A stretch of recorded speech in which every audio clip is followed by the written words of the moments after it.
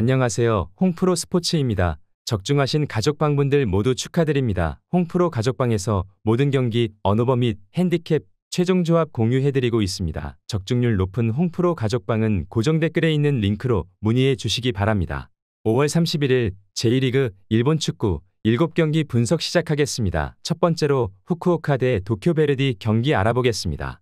먼저 후쿠오카는 포메이션은 3-4-3이며 좌우 측면과 하프 스페이스를 유기적으로 활용하는 전개를 구사하고 있다.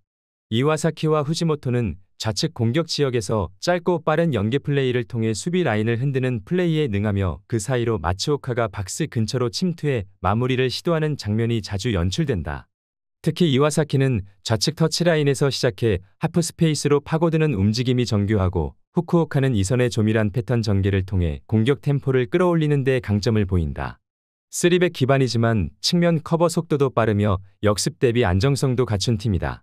이어서 베르디는 포메이션은 3-4-3이며 3백 수비를 유지하고 있으나 박스 근처에서의 커버 간격과 하프 스페이스 대응에서 반복적인 허점을 노출하고 있다. 키무라는 측면 수비에서 1대1 대인 방어에는 능하지만 연계 플레이에 휘말릴 경우 판단이 늦어지는 장면이 많으며 야마미는 속도는 좋지만 수비 전환 시 기여도가 낮은 편이다.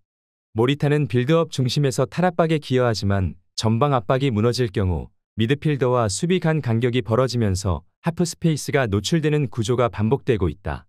전술 구조상 박스 근처에서 수적 우위를 잃는 경우가 많아 후쿠오카의 연계 침투 패턴에 취약한 상황이다.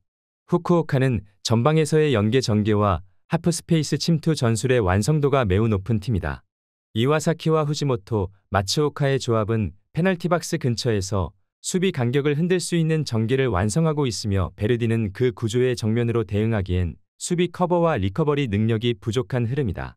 결과적으로 후쿠오카가 전술적 흐름과 수적 조합 면에서 경기를 유리하게 풀어갈 가능성이 높다. 후쿠오카 승리를 추천합니다. 두 번째로 마치다 대 요코하마 마리노스 경기 알아보겠습니다. 먼저 마치다는 포메이션은 3-4-3이며 수비 라인은 3백을 중심으로 단단히 구축되어 있으며 빠른 전환을 기반으로 한 역습 전개의 강점을 보이는 팀이다. 중앙 미드필더 센토는 탈압박과 전진 패스에 능하며 특히 하프라인 부근에서 수비 뒷공간으로 침투하는 나상호를 향해 날카로운 킬 패스를 시도하는 장면이 자주 등장한다. 최전방 오세훈은 제공권 경쟁뿐만 아니라 압박 과정에서도 에너지 레벨이 높아 공격 시 수적 우위를 만드는 데 기여도가 높다. 전체적으로는 후방 안정성을 기반으로 역습 완성도에 집중하는 구조다. 이어서 마리노스는 포메이션은 4-4-1-1이며 전방에서 안데르손 로페즈가 마무리를 시도하는 형태지만 볼 소유 시 지나치게 측면에 의존하는 전개 패턴이 반복되고 있다. 얀마테우스는 측면에서의 돌파와 컷인 능력은 뛰어나지만 중앙 미드필더 라인과의 간격이 벌어지는 장면이 많아 박스 근처에서의 연결이 매끄럽지 않다. 우에나카는 이선에서 수비 전환이 느리고 빌드업 과정에서 실수가 자주 발생하고 있으며 공격 숫자가 부족한 상태에서 무리하게 전진하는 모습도 관찰된다. 전체적으로는 수비 뒷공간 대응이 느리고 역습 차단의 약점을 노출하고 있다. 마치다는 역습의 완성도와 수비 안정성에서 구조적 강점을 보이고 있으며 특히 나상호의 움직임과 센터의 패스 타이밍이 잘 맞물릴 경우 높은 득점 기대치를 형성할 수 있다. 요코하마는 수비와 미드필더 간 연결이 느슨하고 전진 시 템포 조절이 어려운 흐름을 보이고 있다. 이 경기는 마치다의 전술적 짜임새가 승부를 가를 수 있는 핵심 요소가 될 가능성이 높다. 마치다 승리를 추천합니다. 영상은 잘 보고 계신가요? 핸디, 언오버 및 최종 조합 공유받아 보실 수 있는 가족방 입장 방법 알려드리겠습니다. 첫 번째로 영상 하단에 댓글을 클릭해 주세요. 두 번째로 댓글에 링크를 클릭해 주세요. 마지막으로 채팅 참여하기 후 메시지 주시고 답장 기다려 주시면 됩니다. 나가기 하시면 가족방 입장시켜 드릴 수 없습니다. 언제든 편하게 문의 주시기 바랍니다. 세 번째로 나고야 대 니가타 경기 알아보겠습니다. 먼저 나고야는 포메이션은 3-4-3이며 윙백을 양측에 배치해 폭을 넓히는 전개를 시도하고 있으나 실질적으로 측면에는 풀백 한 명씩만 존재하기 때문에 측면 압박에 상대적으로 약한 구조다. 주커는 중앙에서 결정적인 움직임을 만들어내는 공격형 자원이지만 전반적인 전개 흐름은 빠르지 않으며 마테우스와 이나가키가 중원에서 연계하는 빈도는 높은 편이다. 다만 후반으로 갈수록 수비 집중력이 떨어지는 장면이 자주 발생하며 공격 상황에서도 속도보다 점유 중심의 전개를 가져가는 구조다. 이어서 니가타는 포메이션은 4-4-2이며 좌우 측면에 윙포워드와 풀백을 각각 배치하여 측면 수적 우위를 바탕으로 전개하는 구조가 인상적이다. 타니구치와 오쿠무라는 빠른 측면 전개에 특화되어 있으며 오른쪽의 아라이는 크로스 상황에서 정확도를 유지하는 윙어로 득점 연결 가능성이 높다. 또한 교체 카드로 준비 중인 다닐로 고메스는 타점 높은 포스트 플레이 유형의 자원으로 측면에서 올라오는 크로스를 박스 안에서 마무리해줄 수 있는 결정적 옵션이다. 전체적으로 후반 교체 전력의 활용도와 측면 전개 효율성이 뛰어난 팀이다.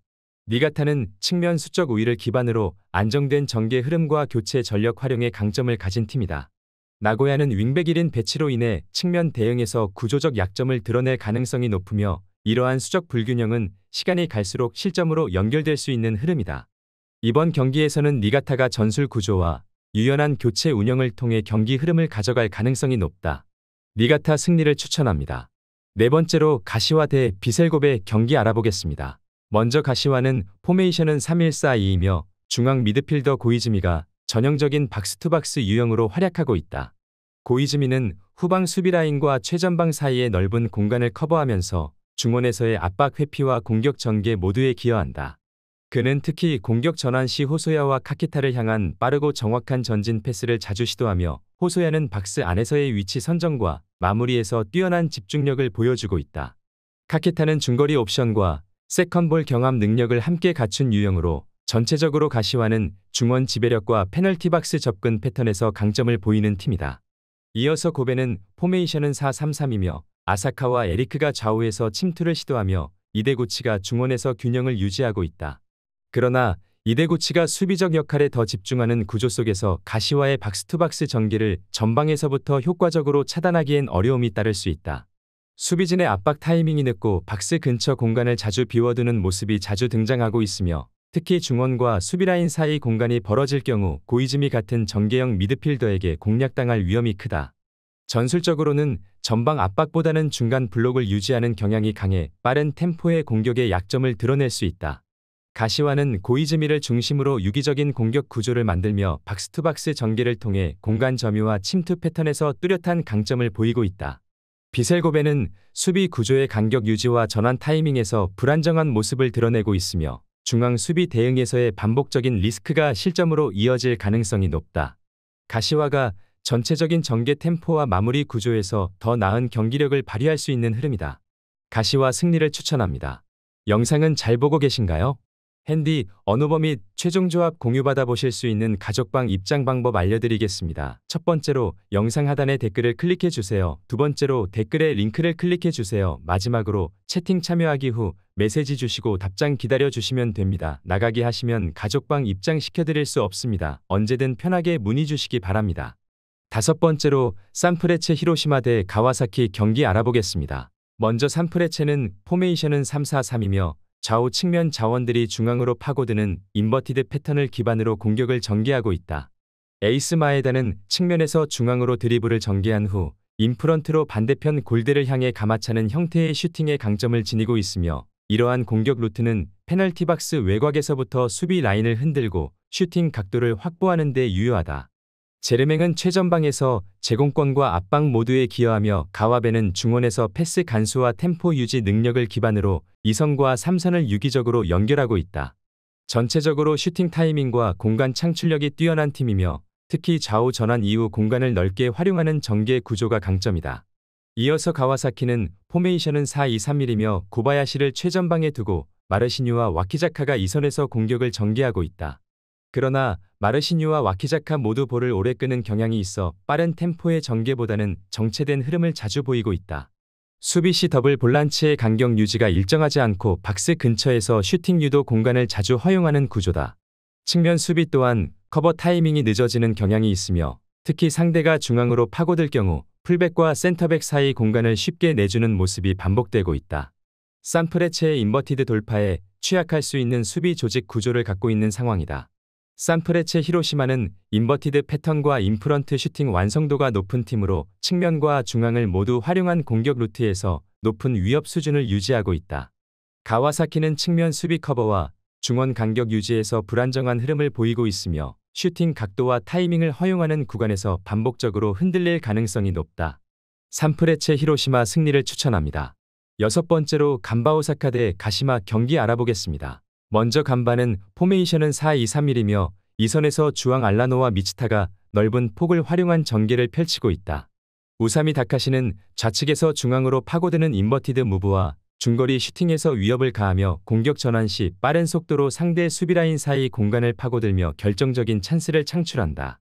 특히 이선과 최전방이 매우 유기적으로 움직이며 공격수 간 거리감이 짧기 때문에 박스 근처에서 빠르게 2대1 패스를 전개하며 공간을 침투하는 형태가 자주 연출된다. 전반적으로 최근 전개 흐름과 기동성 모두 좋아지고 있는 팀이다. 이어서 가시마는 포메이션은 4-2-3-1이며 전방에는 레오 세아라와 차브리치, 아라키가 포진되어 있으나 공격 시 이선과 최전방 간 간격이 벌어지는 현상이 반복되고 있으며 수비 시에는 미드필더 라인과 최종 수비 라인 사이 공간이 지나치게 넓어지는 구조적 불안정이 자주 발생하고 있다.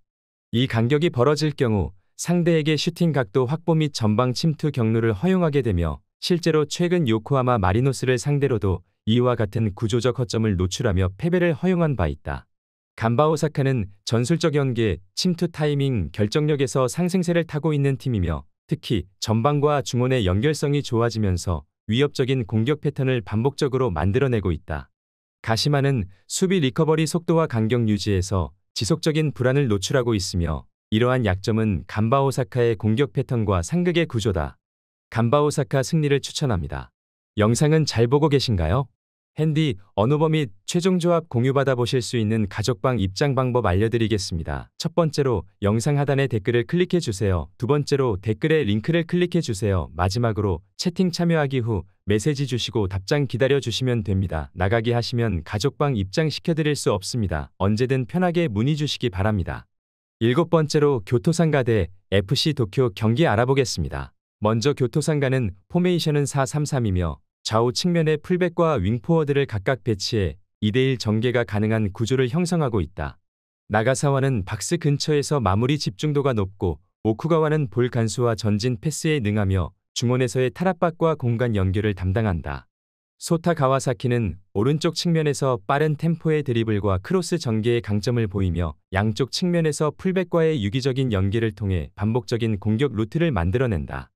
히라토의 퇴장은 아쉽지만 전체적인 측면 밸런스와 포메이션 구조는 그대로 유지되는 상황이다. 측면에서의 수적 우위를 통해 하프 스페이스 침투 및 컷백 플레이가 자주 형성될 가능성이 높다. 이어서 도쿄는 포메이션은 3-4-3이며 수비 라인을 3명으로 구성하면서 좌우 윙백이 측면 수비와 공격을 동시에 수행해야 하는 구조다. 사토와 타와라 치미다는 빠른 움직임을 보이지만 공간 커버 범위가 넓어지는 경기에서는 체력 소모가 크고 수비 집중력이 저하되는 문제가 있다. 특히 좌우 측면에서 윙백 1명만 배치된 형태는 포백을 활용하는 교토 상대로 측면 수적 열세에 놓이기 쉬운 구조다. 코이즈미는 전방에서 연계를 시도하고 있으나 전개 과정에서 중원과의 간격이 벌어지는 장면이 자주 연출되고 있다. 전술적으로 좌우 측면에서 수비 지원이 부족하고 공격 후 전환 시 측면 뒷공간이 쉽게 노출되는 흐름이 반복되고 있다. 교토 퍼플 상가는 좌우 측면을 활용한 공격 전개와 안정적인 수비 커버 구조를 바탕으로 포메이션 상성에서 오는 구조적 우위를 효과적으로 활용할 수 있는 팀이다. FC 도쿄는 윙백 수비 커버 부담이 크고 수비 전환 시 반복적으로 뒷공간을 허용하는 문제를 안고 있다. 이번 경기는 측면 숫자 싸움과 수비 구조 상성에서 교토 퍼플 상가가 흐름을 이끌 가능성이 높다. 교토 상가 승리를 추천합니다.